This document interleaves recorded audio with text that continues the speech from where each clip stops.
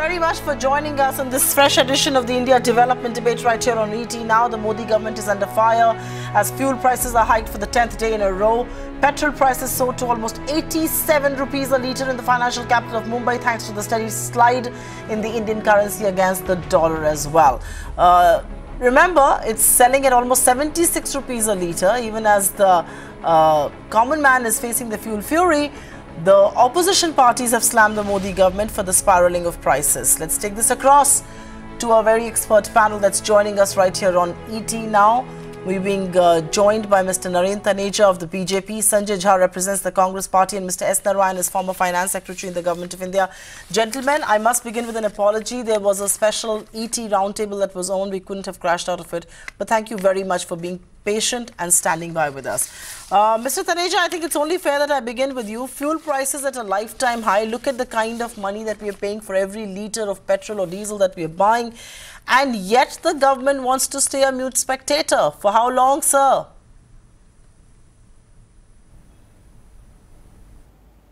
No, government is not a mute spectator. When the consumer of oil and petroleum products, they are suffering. They are, our people are suffering. So of course, then we are also suffering. So we are not the mute spectator. The fact is that we are with the people. We are with the ordinary consumer of petrol and diesel across the country. So when they suffer, we also suffer. Party suffers, the government suffers. Now the question is that at the same time you are seeing the developments today. Brent is almost, close to $80 per barrel. So that's the situation. When 85% of the total requirement of oil that we consume in this country, when we consume roughly 4.5 million barrels a day, that's more than the total production of Iran, which is a major producer. So you can imagine, just to give you an idea of the size of our consumption in this country. So 85% of that is imported.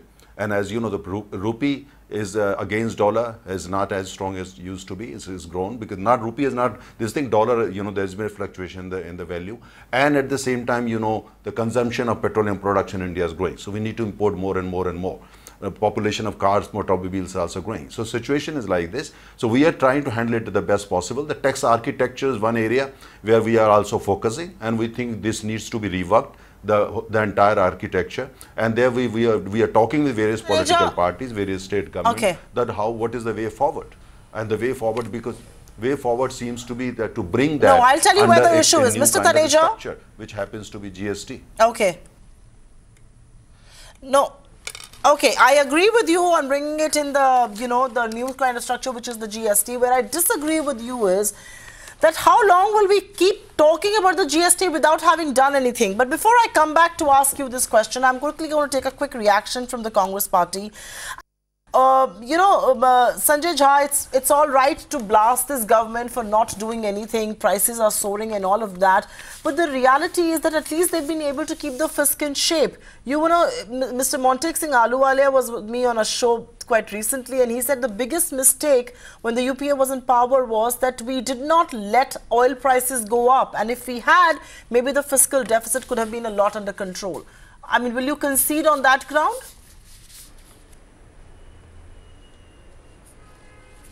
Well, let me tell you what is the truth, Supriya. This is called as the great oil robbery of the common man of India. And I'll tell you why. Because today you have the BJP spokesperson telling you with a lot of anxiety that the international crude oil price has gone up. Well, let me tell what the viewers ought to know.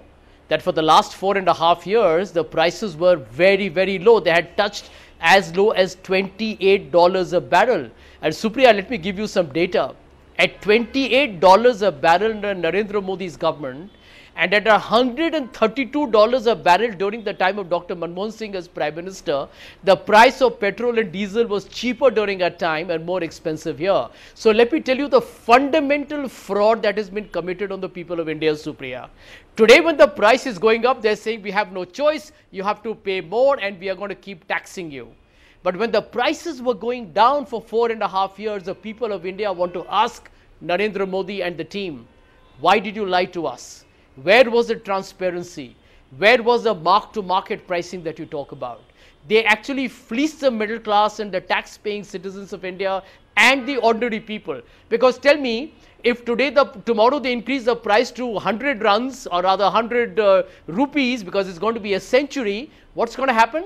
Are you going to stop driving your car? Is a common man not going to take a public transport? Will the motorcycle and scooter not come out on the road? Which is why they say it's a regressive tax. Because what you and I are going to pay is the same amount that is being paid by the richest men in our country.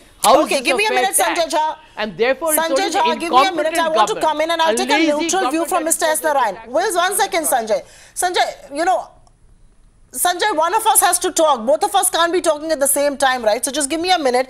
Let me get a view in from Mr. S. Narayan, and then I'll come back to you. Mr. Narayan, where do you believe the government is erring? You know, whatever Sanjay Jha says and Narendra Taneja says, I am not going to be convinced about one thing, that why should Indian middle class grin and bear it all? When prices were low, I was fine with it. I was willing to part some amount of, you know, the bonanza that could have come to me as excise duty to the government. We all want to contribute to Indian infrastructure. But when prices are rising, I want the same government to be a little more sympathetic. I want my government to be empathetic. That is lacking, is it not?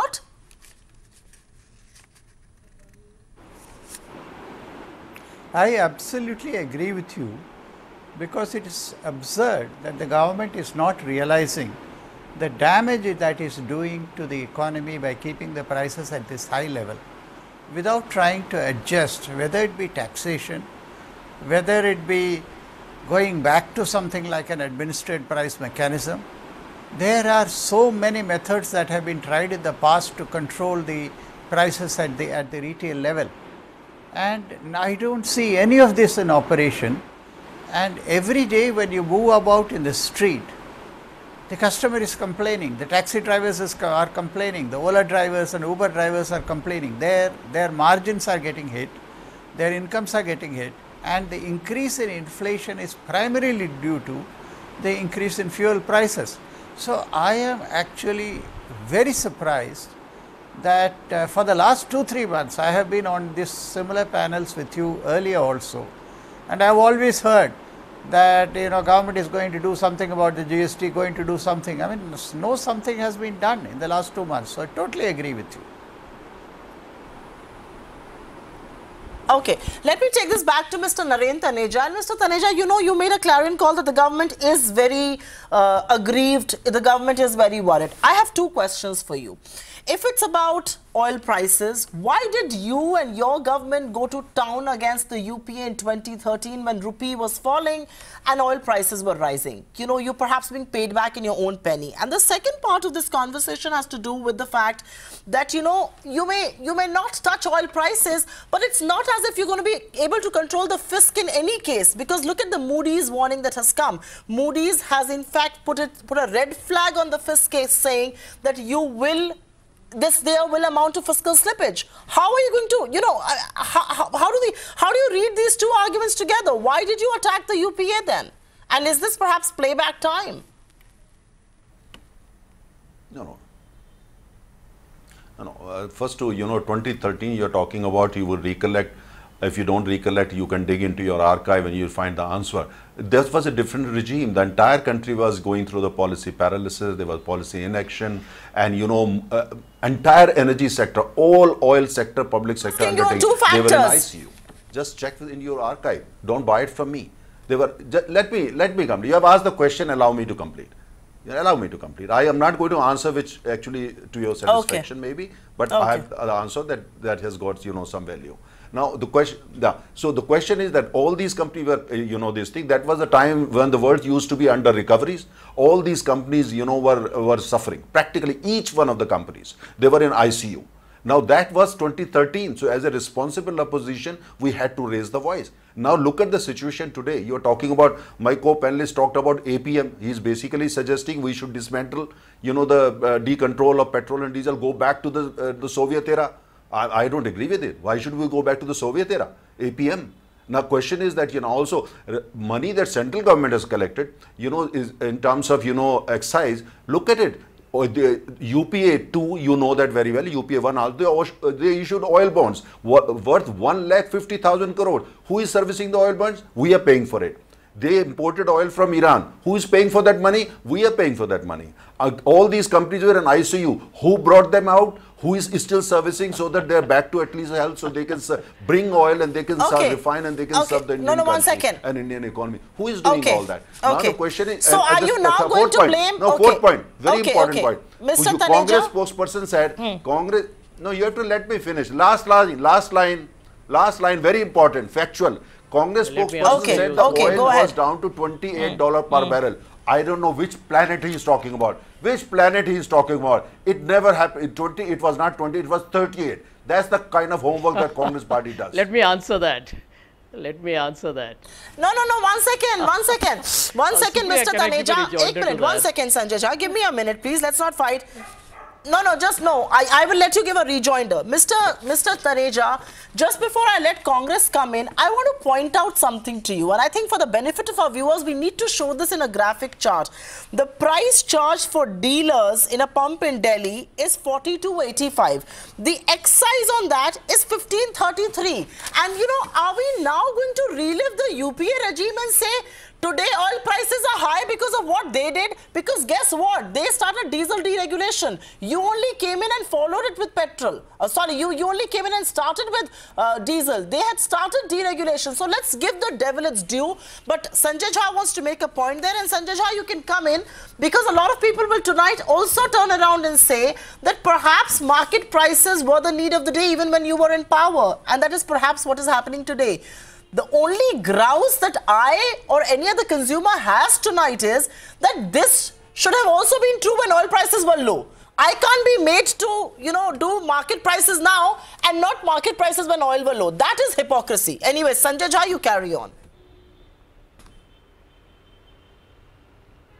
Supriya, a very brief response. I mean, it's not fair to make comments without doing your homework.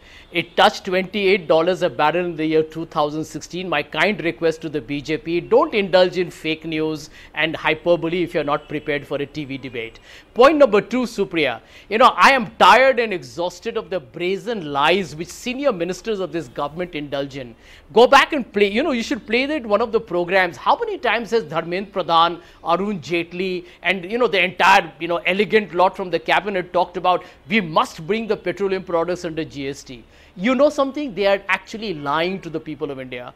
As you rightly mentioned, the fiscal deficit is already 86% of the annual target, and you know that if they were to bring it under GST, which they can because they are in the majority of the states and they have more than 75% of the vote, they will actually go financially bankrupt. So they are lying. Why do you lie? My question to the BJP is, why do you lie? Why do you insult the collective intelligence or the trust of the people of India? And one last point. You see, end of day, as far as crude oil prices are concerned, did you hear the comment by the Minister of State of Finance? He said it doesn't matter if the rupee falls, is great for the Indian economy, is going to make no impact. I mean, when you make such preposterous statements, you wonder who's running the country. 1 second. You wonder whether you even understand. You made your point there. I'm going to go across to Sess Narayan. Sanjay Jha. No, okay. You were the one who understands economics, nobody else. But give me a minute, I'll go across to Mr. S. Narayan. And Mr. S. Narayan, when prices fell the last time, we were told by government and ministers and bureaucrats that, you know what, we are looking for long-term solution. One of the long-term solutions was GST, and I will ask a question to Mr. Taneja on the GST. But what are the other long-term solutions that can be put on the table? If you can make this brief, but I still want a pointed answer from you. No, there are 3 long-term solutions which government could have attempted in the last 4 years. The first long-term solution is to fix up a strategic sourcing of oil. We are still not sourcing our oil at the cheapest prices that are available. We are still dependent on the same old sources that have been there for the last 40 to 50 years. What is our strategy for oil sourcing for the next 15 or 20 years? I have no answer.